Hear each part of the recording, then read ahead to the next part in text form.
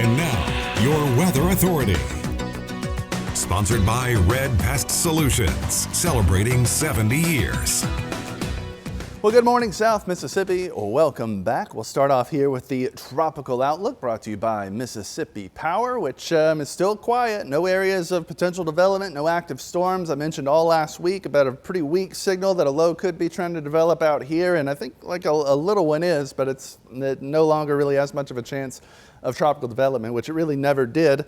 And the only reason I mentioned it is because it was unique that it might pop up right at the end of the season. Now, interestingly enough, in about a week's time or a little bit more than that, it's showing a potential development down here in December, which, you know, stuff does happen out of season sometimes, but it's pretty unlikely. So we'll continue to watch that one. A lot of suspicious things with that one going on there. So looking outside right now, it's pretty nice locally. You can still see that haziness, little marine layer action a little further towards the left side of your screen, closer to the water. Of course, we got some water here with Back Bay, but off in the distance, you can see how hazy it gets there as that humidity is still high.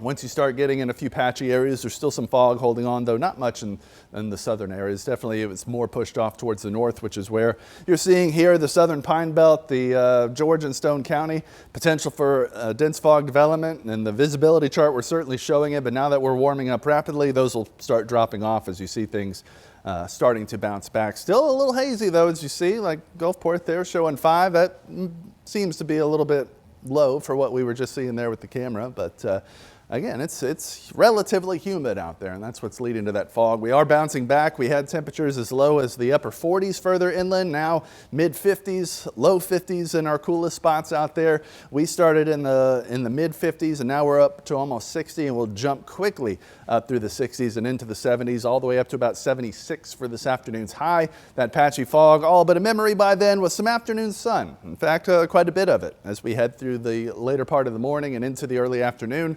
As we head into the night, though, that's when those clouds start creeping back in, and we'll see a warm front having swung through by that time, giving us some nice southerly wind, again bringing up those temperatures about 10 degrees from where we were yesterday. So a pretty quick warm up thanks to that warm front, but the cold front catches up as we head into Tuesday, and that's what's going to bring our next potentially rainy day for tomorrow, which doesn't look like it'll be too much for us. There is a threat of severe weather a little to the north and west of us, likely in about this area here.